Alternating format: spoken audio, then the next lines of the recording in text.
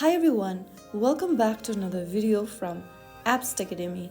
Today in this episode we will be learning how to enable dark mode in the Signal application on your mobile device.